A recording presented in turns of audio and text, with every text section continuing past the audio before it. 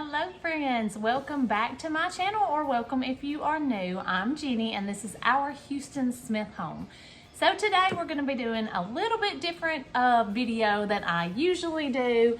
If you watched last week's video, you saw that I went thrifting. If you didn't watch last week's video, go get caught up on that and see what I found at the thrift store. And I asked you all if you wanted to see a beginner's painting video, furniture painting, furniture flipping, just a step-by-step guide to everything I do to prep my pieces, paint my pieces, seal my pieces, all that. So I had pretty good feedback and a lot of y'all said you did want to see that. So that's what we're gonna do today. I have this end table here. I'll show you a close-up and show you all of the details on that. And we will get started. First things first, we're going to clean. I hope you enjoyed today's video. If you do, be sure and give it a big thumbs up. Don't forget to hit that subscribe button so you don't miss another video. I put out a new video every week. All kinds of fun stuff, thrifting and shopping, home decor, DIYs, all kinds of good stuff. So if you enjoy that, go ahead and hit that subscribe button and let's get started. So I just have a basic end table here. It is in, pretty bad shape as far as the finish on it, but it's a good sturdy piece. It's a heavy solid wood piece.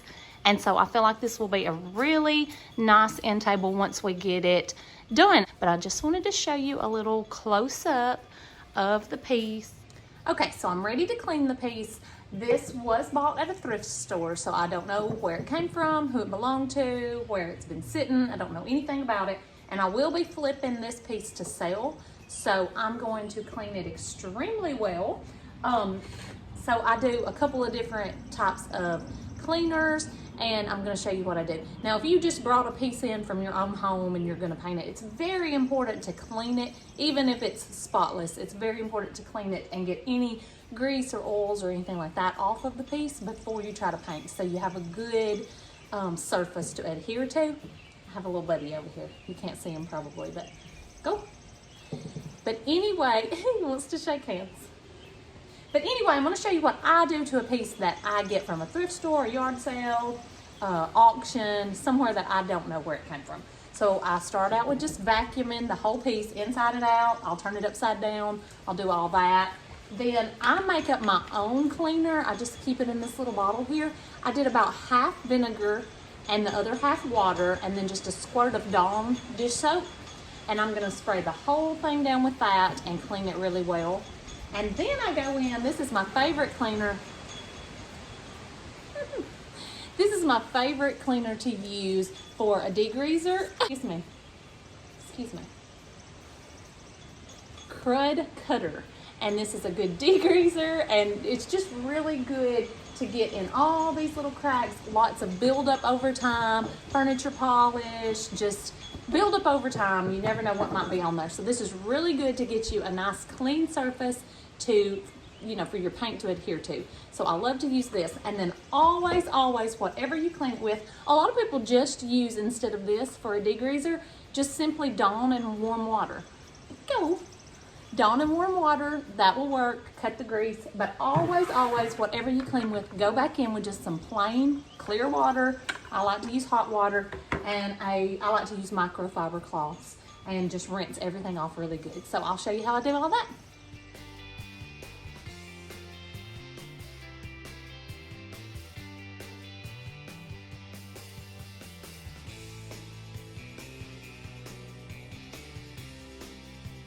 Now I'm going in with my vinegar, warm water, and Dawn. I'm just gonna mix it up really good and spray it on inside and out, upside down, everywhere. Spray it really good and wipe it off.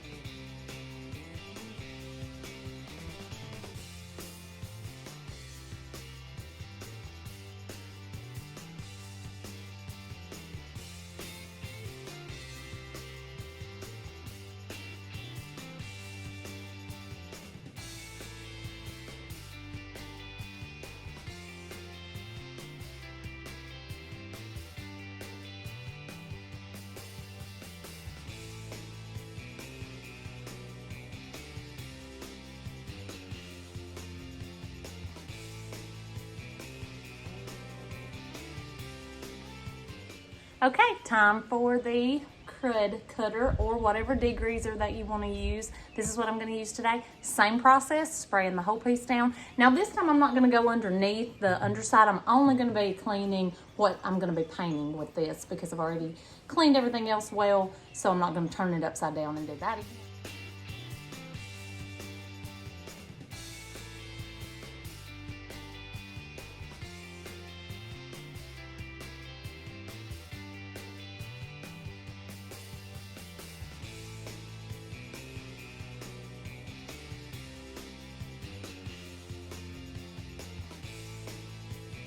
Okay, so I got that cleaning done.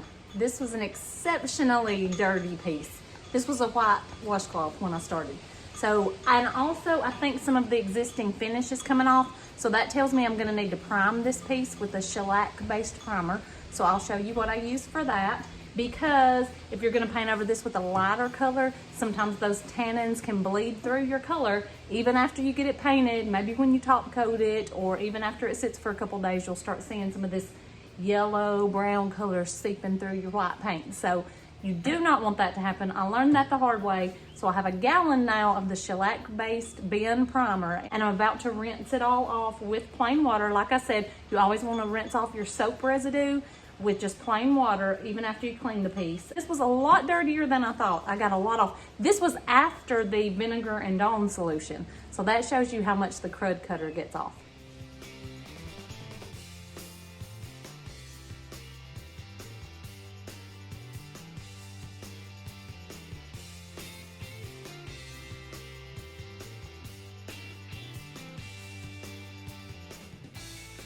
Okay, y'all, so I got the piece clean.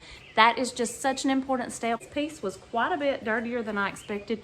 This was my clean water rag, so, you know, that crud cutter did get most of the grime. I did still get a little bit of that yellow brown looking color, so it tells me that I will need to prime the piece. So our next step though will be sanding, and I'm not sanding the entire piece down, but I do like to just scuff it up a little bit. Probably gonna use some 220 grit sandpaper. I'll show you what I use. And I'm just gonna scuff up the whole surface, especially on the top. There's some spots where the stain is coming up, and I just wanna make sure there's not any loose pieces or anything like that. So we'll sand next, and I'll show you what I use for that. Okay, so I've got my piece all cleaned and rinsed, and I'll let it sit here and dry, and so now I'm ready to sand. I am actually gonna take the piece outside to sand it. Just gonna be sanding this a little scuff sand by hand, but I do like to wear a mask when I sand anything. Like I said, you don't know, you just don't know. This old furniture, you don't know what you might be breathing in when you're sanding that. So even if I'm sanding by hand, I put a mask on. This is the RZ mask. I love it.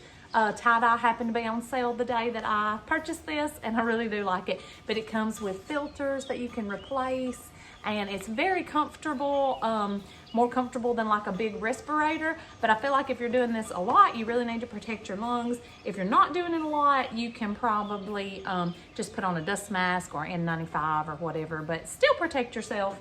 So anyway, I'm gonna put my mask on. You can just buy sandpaper in like these sheets like this. You can buy sanding blocks. And then sometimes once my blocks are pretty much used up, I will still use the block so I have something to hold on to, but I'll just wrap some of this paper around it. I'll show you what I'm gonna do today. Sometimes I'll just tear off a square of the sandpaper and just fold it into thirds and just use that and sand by hand. Sometimes I'll use my round orbital sander, but today I'm not gonna get that out on this small piece, but sometimes I'll just use those discs and fold them in half and hand sand. But what I'm gonna do is use a 220 grit sandpaper, and all we're wanting to do is scuff up the surface so that the paint has something to adhere to. So this is just a sheet of the 220 grit, and I'm just gonna tear it in half, and then tear it in half again. And for like my big areas, like the top and the bottom here, I think I'm just gonna wrap that around my block. But you could just buy a new block if you wanted to. You can buy the blocks in a 220 grit. And then I'm just gonna use that to sand.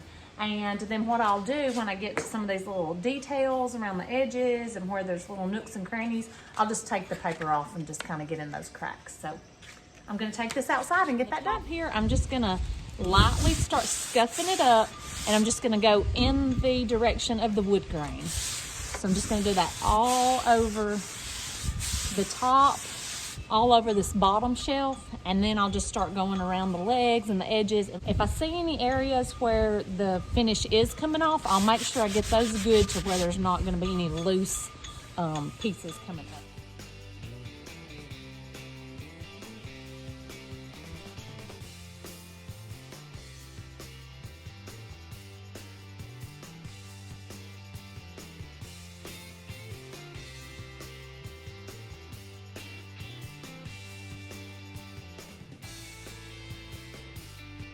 That was a little bit of a workout, y'all. I got the sanding done. Now we get to clean it again. So I hope this shows you how important prepping a piece is. I hope this also shows you, if you are local to me and you ask me to paint some furniture for you, or if you buy a piece that I have flipped, I hope you see how much time and effort I put into this. And it really is a lot of work if you want to do it properly.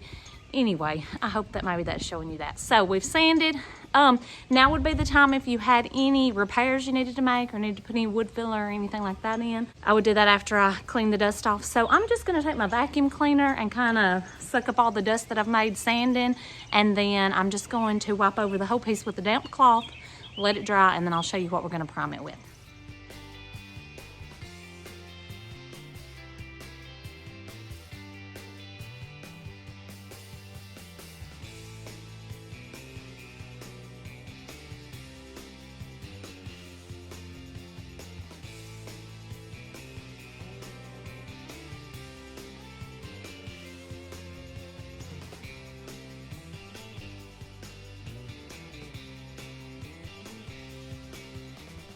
All right, so I just let this piece sit outside for a little while and dry good where I wiped it down.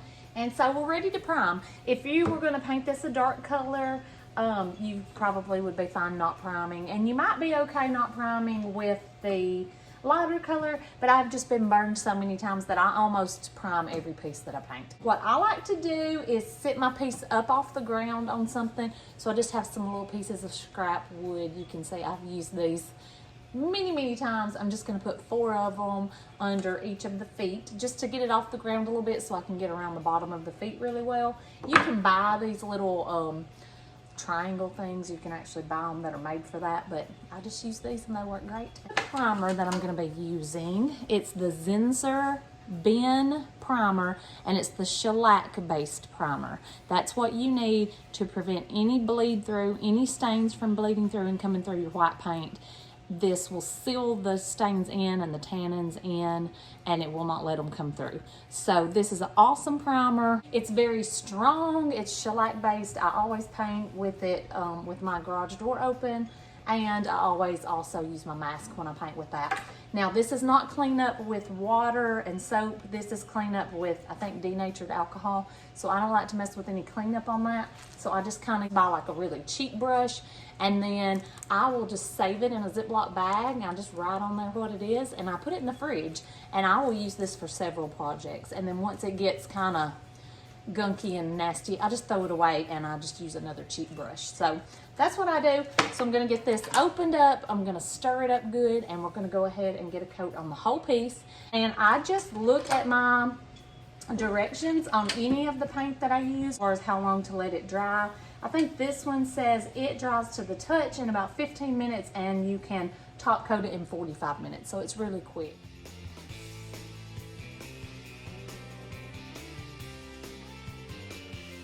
So you do have to work pretty quickly with this. It's a very thin primer, and it dries very fast. So I just like to make pretty long strokes and do not overwork it. Like, don't keep going over the same spots because it does dry very quickly, and then it just sort of starts getting gummy. You could do this with a roller if you wanted. This is just a small table, so I'm not even going to mess with getting a roller out, because like I said, anything that I use with this, I do like to just throw it away and not try to clean it up. So, you know, just a brush works fine for me, and that is what I'm going to use today. So we're going to go ahead and get a coat of this over the entire piece. Just have to work pretty quickly with this because it does dry fast.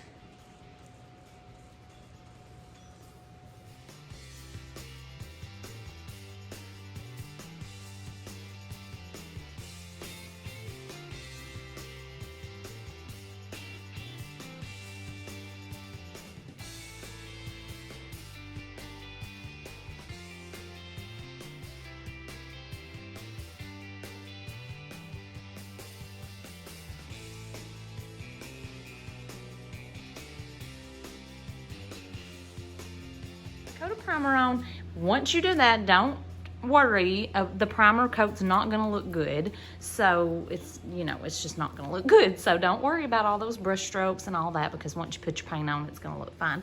Now, I don't really see any bleed through right now. I'm gonna let it dry. So we waited our 45 minutes, actually a little bit more. I went inside and got myself some lunch.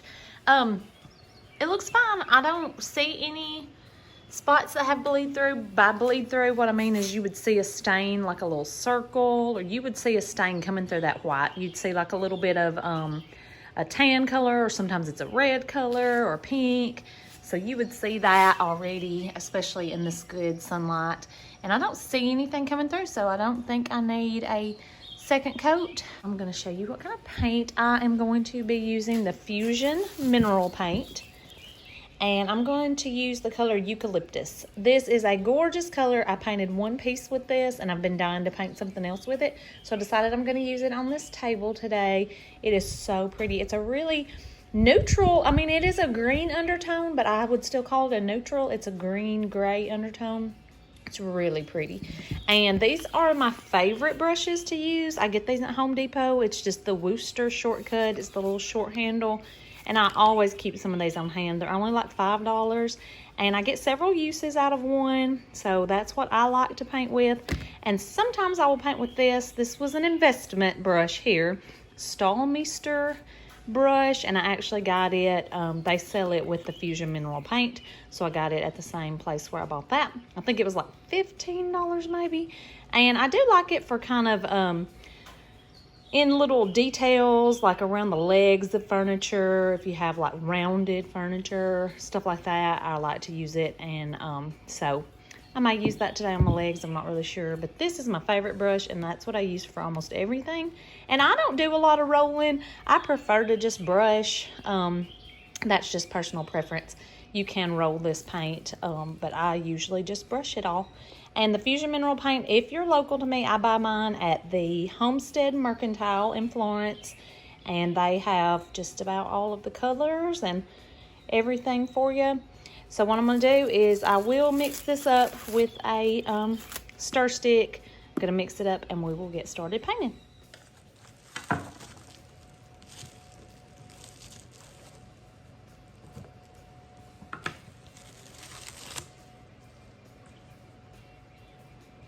See what a pretty color that is? I really love it. I'm just going to give it a little stir. I don't really shake mine. I just try to give it a good slow stir just to get everything. It seems to really, I don't know, stay mixed up pretty good from what I have used. I love this paint. Again, it's Fusion Mineral Paint. It does have a built-in primer and a built-in top coat. So you don't necessarily have to prime unless you think you have a piece that will bleed through. And you don't necessarily have to top coat. Now, a table like this, I will definitely put some extra top coat on just for some added durability. But if it was a piece that's not going to be in a high traffic area or anything, you technically don't have to top coat this. Now, when I paint, I just dip right into the container.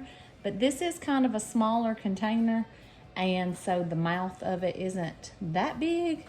So, you know, you might want to pour it into a bowl. I still just dip right into it.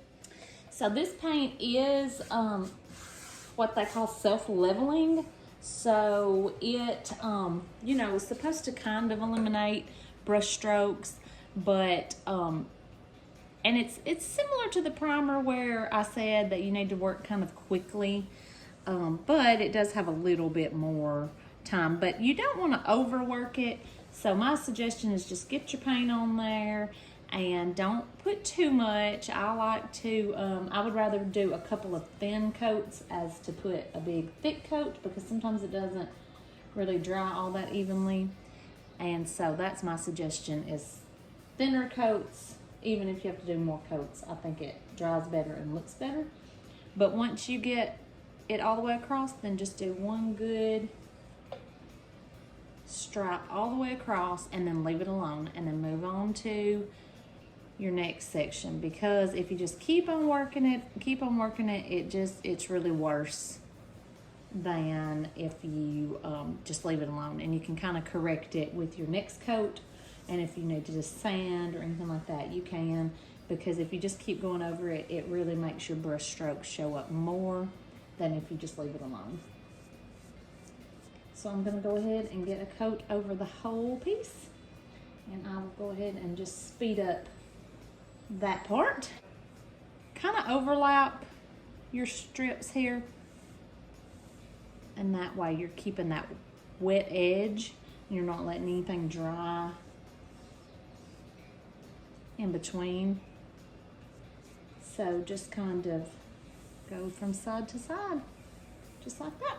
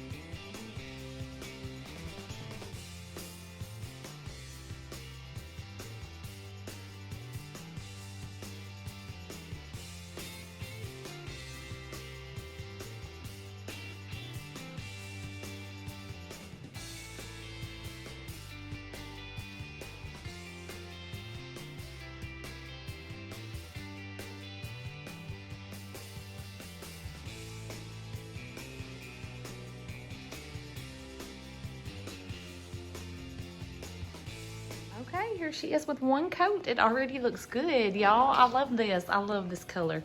It's kind of not picking up the best out here in the shop. You can see the coverage on this, how good it is. This is just one coat. It just covers so well. I'll probably go ahead and put on a second coat. And y'all, look, I forgot that whole leg. Oh my goodness. Look, I thought I was done with the table, and this entire leg has not even been painted. So I'm gonna do that really quick. And then the instructions on this paint say to let it dry 2 hours at least in between coats. So I'll let it dry 2 hours, and then we'll get on a second coat. In between coats, my paintbrush, I will just stick it in a Ziploc bag. I've got to run in the house and get another Ziploc bag because I'm almost out. That's one I'm working on another project with. But yeah, just stick it in a Ziploc bag, and that way it'll still be fresh for your next coat, and you don't have to worry about it drying out or anything. So there's a little tip for you. I just got the second coat on. It's actually the next day. Got a little busy, and it was time to go get the kids and baseball and all that fun stuff. So it's the next morning, and I just got the second coat on. I just did that exactly the same way as I did the first coat, and it is still wet, so we're gonna let that dry for 2 hours, and we'll check it out. There may be just a few touch-up spots, but we shouldn't have to put a whole nother coat on for sure. We won't have to put another coat on, maybe a few touch-up spots, and we'll be ready to top coat. All right, we're ready to top coat. So it's been 2 hours, got the second coat on. I've looked it over. I don't see any spots that need a third coat. Now for this particular piece, I'm not gonna distress or glaze it or anything like that, but if that's something y'all would like to see, let me know in the comments, and we can do another video that gets a little bit more into detail. But for this one, we're just going to paint and seal. Let me show you what I prefer to use to seal with. I love this Varathane water-based polyurethane. I get this at Home Depot. I like the matte finish. I don't like a lot of shine on my pieces, but you can get any finish that you like, satin, gloss, semi-gloss, you know, whatever sheen you want. But I really love the matte, and I really love this formula. It goes on super easy, and it levels itself out really good. And so I like that. But today I think I'm going to try this new one. I just got this in. It's the General Finishes brand. I did have to order this one online, and it is pretty expensive. It is more expensive than the Varathane. But I'm about to do a table for a customer, and I wanted a really, really good top coat for that. And this is what has been recommended to me by some other friends that do this, and so I wanted to give it a try. So I did get the satin finish in it just because I feel like that'll be a little better for wiping down an actual dining table. So we're gonna try that out on this table, so that way I can go ahead and get an idea of how that's going to be, and I will let y'all know how I think it compares to the Varathane. And so we're just gonna paint that on exactly the same way. I'm gonna use that exact same Worcester paintbrush. I'm going to use one of those and we'll paint it on. And I'm going to put at least probably 2 extra coats of this on the top. Remember, the paint does have a built-in top coat, so I'm going to put 2 extra coats on top and probably at least 1 to 2 on the rest of the body.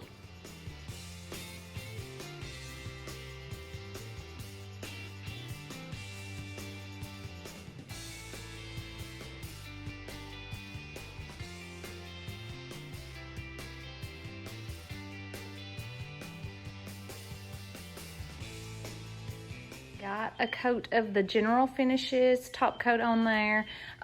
It was a very thick top coat. You can see it did add some shine to it. That is the satin finish. It's still drying, but that's probably pretty much what the finish is going to look like. So it did add some shine if you like shine. I personally am just not a huge fan of the shine. I prefer flat. I would probably like the General Finishes better in a flat or matte sheen, but it went on good and it was a good thick coverage, so I think I'll probably just put 1 more coat of that on the very top and then we'll be done, and I'll show you how I stage these to get them sold. I got that last top coat done, and that is the General Finishes satin sheen, and you can see it adds a pretty good bit of shine to it. I do prefer a more matte top coat, but this will be really nice on this tabletop because you can wipe it down very easy. Should clean up very good. I did like that top coat, but I think I would like it better in a matte finish. So I just brought the table in to do some staging. Just put a couple of decorative items on top there to give people an idea of ways that you can use it. And I put it on a rug, and I put it right in front of my big doors here, so I had lots of natural light coming in. And so I'm taking some pictures, and I do edit my pictures in Lightroom. I try my best not to alter the color or anything like that. I just brighten it up just a little bit, and that way you can see the product very good. I will put this on my Facebook pages, Facebook Marketplace, see if I can get it sold. But that is it for today's video. I hope that y'all enjoyed. If you did, be sure and give it a like. Don't forget to subscribe to my channel, and y'all give me your feedback. I want all the feedback, good, bad, ugly. This is a very long video, so if you made it this far, God bless you, and thank you for being here. But let me know if y'all enjoyed this, if you want to see more like this, if you want me to go more in depth with other painting techniques and different colors and different pieces and things like that. Let me know. And if you didn't like it, let me know that too. I want to hear it all. So I appreciate you all being here, and we will see you next week. Bye.